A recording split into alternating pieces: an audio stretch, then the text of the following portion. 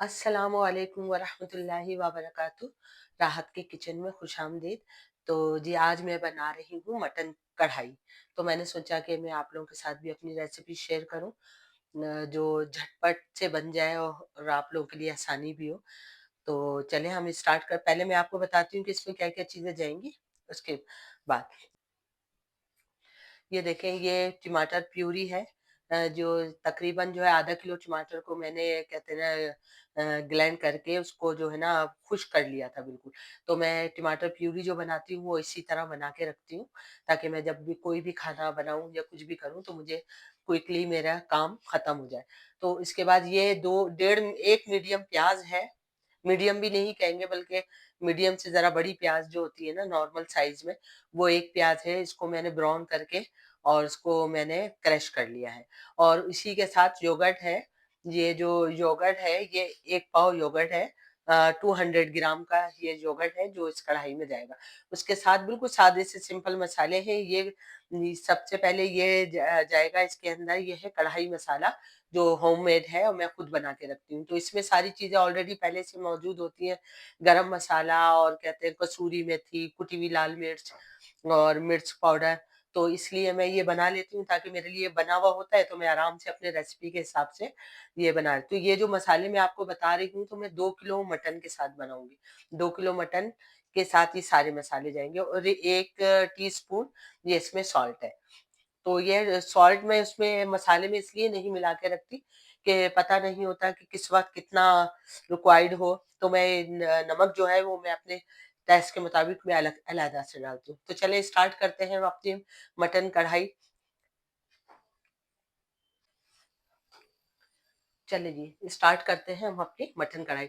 तो ये 2 kg जो है मटन है, जो मैंने पहले से इसमें लहसुन अदरक डाल के पहले मैंने इसको ऑयल में फ्राई किया। उसके बाद इसमें थोड़ा सा पानी डाल के लहसुन अदरक डाल के मैंने इसको गलने के लिए रख दिया। मैं इसलिए गला के मैंने पहले से रख लिया था कि आपको पता है ये पाकिस्तान है, इसमें गैस का कोई भरोसा नहीं होता कब है और कब ना हो। तो इस वजह से मैंने ये पहले से रेडी करके रख लिया था गोश्त, ताकि मेरी रेसिपी में किसी भी तरह की कोई दिक्कत ना आए ना। तो इस वजह से ये देखें, ये मैंने जो 2 kg मटन लिया है ना, इसको मैंने अब मैंने अच्छे से फ्राई कर लिया ऑयल में। ऑयल जो है सेपरेट होने लगा इसका, बिल्कुल सेपरेट हो चुका है। तो अब मैं इसके अंदर डालूंगी, सबसे पहले जो है मैं इसमें डालूंगी जो मैंने प्यूरी बनाई थी टमाटर की। तो वो मैं टमाटर की प्यूरी डालूंगी इसमें।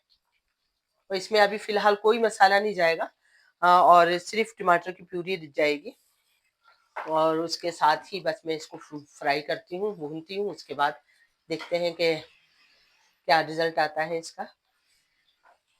ये मटन कढ़ाई हमारे घर में भी बहुत शौक से खाई जाती है। कोई गेस्ट आ जाते हैं, खास तौर पे मेरे हस्बैंड है, उनके जो दोस्त आते हैं तो वो बड़े फरमाइश करके बनवाते हैं कि आप हमें मटन कढ़ाई बना के खिलवाएं घर से।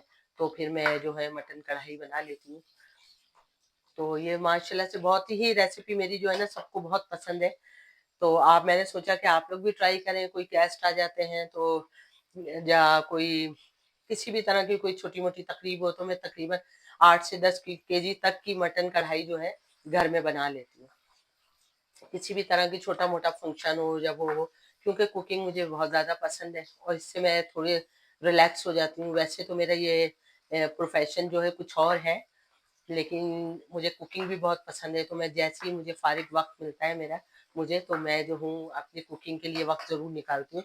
और ख़ास तौर पे कुकिंग के लिए मैं अपने घर में ही खाना मैं खुद बनाती हूँ, क्योंकि मेरे बच्चों को भी मेरे हाथ का खाना बहुत पसंद है और उसके अलावा भी मेरे हस्बैंड जो है उनको भी। तो मैं कोशिश करती हूँ कि मैं अपना वक्त निकाल के घर में कुछ ना कुछ रेसिपी बनाती रहूँ। बाज़ दफ़ा तो बहुत ज़्यादा थकन हो जाती है, लेकिन फिर भी मैं सोचती हूँ कि चलें ये तो अच्छा काम है। तो चलें ये जैसे ये भुनता है फिर मैं आपको दिखाती हूँ। ये देखें, ये अब ये भुनने पे आ रहा है। ये टमाटर जो हमने प्यूरी डाली थी ना, इसको अच्छी तरह से हम भून लेंगे। वैसे तो टमाटर पे ऑलरेडी गले हुए थे, लेकिन जो है कहते हैं ना, फिर भी अगर ऑयल में अगर इसको अच्छी तरह से भूनेंगे ना तो उसमें किसी भी तरह की कोई स्मेल नहीं आएगी। और जैसे शनवारी में बनाई जाते हैं साबुत टमाटर डाल के फिर उसका छिलका रिमूव किया जाता है, तो मैं ये ऐसे नहीं करती, मैं जो है ना हमेशा से जो टमाटर जो है ना ग्राइंडर मशीन में पीसने के बाद मैं इसको खुश कर लेती हूँ कोई बड़े से बर्तन में डाल के। जितने भी टमाटर होते हैं एक साथ पीस लेती हूँ, क्योंकि मैंने आपको बताया कि मेरा ये पैशन नहीं है। तो मैं जो मसरूफ ज़्यादा रहती हूँ, तो इस वजह से जो है ना मैं ये सारी चीज़ें जब मेरा ऑफ होता है या जब मैं फारिग होती हूँ, तो मैं जो ना ये सारी चीज़ें करके रख देती हूँ, ताकि जब भी मैं कोई रेसिपी बनाऊँ तो क्विकली बन जाए।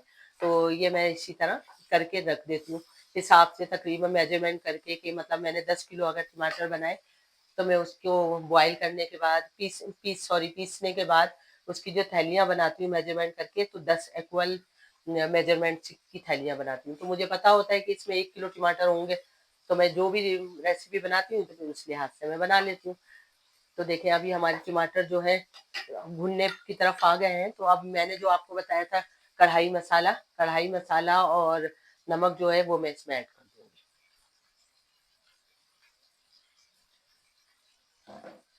ठीक है जी, अभी ये इसके साथ मिला के मैं अच्छे से इसकी भुनाई कर लूंगी।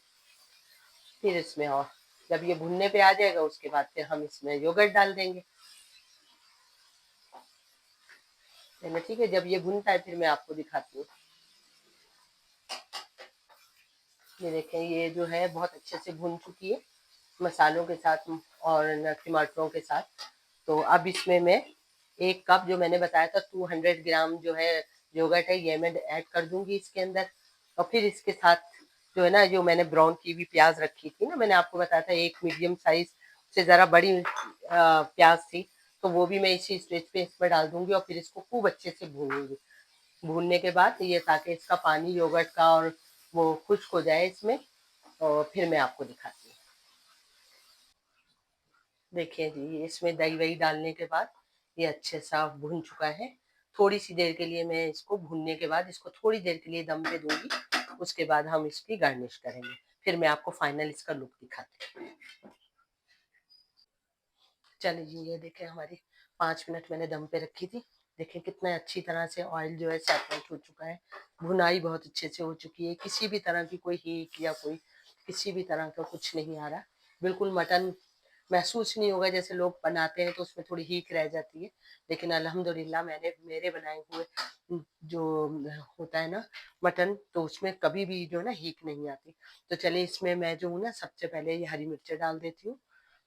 ठीक है, हरी मिर्चें डालने के बाद इसको अच्छे से मिक्स करके फिर मैं इसमें डालूंगी अदरक जो मैंने काट के रखी हुई थी।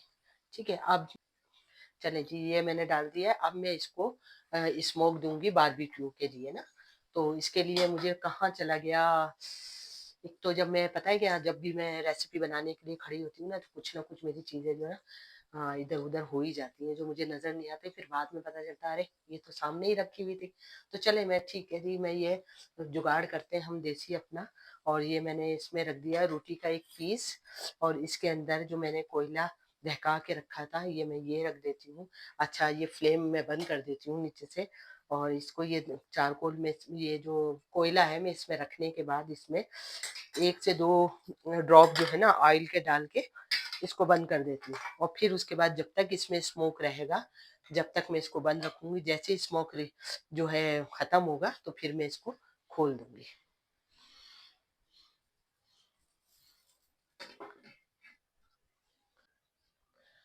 देखें जी माशाल्लाह सुबहान अल्लाह, अल्लाह ताला की हर चीज़ में कोई ना कोई मसलहत, हर चीज़ अल्लाह ताला ने ना किसी मसलहत के तहत पैदा की है, और उसका कोई ना कोई बेनिफिट है, चाहे वो रेत का एक ज़र्रा ही क्यों ना हो। आप देखें ये एक कोयला है जिसको हम जलाने के बाद अगर हम वैसे जलाते हैं तो हमें जो है फायर प्रोवाइड करता है, और वैसे जो है अगर हम खानों के लिए स्मोक के लिए इस्तेमाल करें तो उसका टेस्ट ही दुबाला हो जाता है। बारबेक्यू में देखें ना आप कोयले का इस्तेमाल किस तरह होता है, तो कितनी अच्छा फ्लेवर होता है, और बाहर से भी मतलब उसकी खुशबू ऐसी होती है जो गुजर रहा होता है ना उसका भी दिल ललचा जाए कि हम ये जरूर खाएं। तो ये मैं देसी खानों के अंदर मैं ये चाहती हूँ कि बाहर का जो रेस्टोरेंट का जो फ्लेवर होता है ना, वो कहीं न कहीं मौजूद हो, ताकि जो बच्चे जो है बाहर की चीज़ों को अवॉइड करके घर के खाने को पसंद करें। चलें जी, देखें ये स्मोक इसके अंदर बनता है। जैसे इसका स्मोक खत्म होता है, फिर मैं आपको फाइनल इसकी लुक दिखाती हूँ। मैं इसी तरह कढ़ाई के अंदर ही सर्व करूँगी, तो मैं आपको इसी तरह इसकी फाइनल लुक दिखाऊँगी। चलें जी, ये हो गया इसका स्मोक, और अब हम इसको करते हैं रिमूव। पहले हम ये उठा लेते हैं, ताकि इसकी राख जो है वो ना जाए खाने में, और ये पीस भी हम उठा लेते हैं। ठीक है ना, ये हमारी देसी जुगाड़ थी, जो हम मदर्स जो है घर में करती रहती हैं। तो चलें जी, ये इसको हम फाइनल लुक देते हैं इसको, फिर हम आपको दिखाते हैं इसको। अल्हम्दुलिल्लाह, अल्हम्दुलिल्लाह, मेरी ये मटन कढ़ाई जो है रेडी हो चुकी है। अगर आपको मेरी रेसिपी पसंद आती है, आप ज़रूर इसको ट्राई कीजिएगा, और माशाल्लाह बहुत अच्छी बनती है, और इसकी ग्रेवी जो बनती है ना, वो भी इतनी टेस्टी होती है कि मतलब ऐसा नहीं होता कि खाली मीट ही मीट हो और उसके अंदर मतलब ग्रेवी ना हो। बहुत अच्छी-सी ग्रेवी बन जाती है, जिसमें अक्सर वैसे कढ़ाई के अंदर प्याज़ नहीं डलती, लेकिन मैं थोड़ी-सी प्याज़ ज़रूर डालती हूँ, ताकि जो है इसका फ्लेवर और ज़्यादा एनहांस हो जाए। तो ये देखें, आप लोग ट्राई कीजिएगा मेरी ये रेसिपी, इंशाल्लाह आपको बहुत पसंद आएगी। और आप मेरे यूट्यूब चैनल को सब्सक्राइब कीजिए, लाइक कीजिए, शेयर कीजिए, इससे मेरी हौसला अफ़ज़ाई होती है। इंशाल्लाह अब तक के लिए मुझे इजाज़त दीजिए। इंशाल्लाह आइंदा कोई अच्छी रेसिपी के साथ मैं आपके सामने हाज़िर होती हूँ। अल्लाह हाफ़िज़।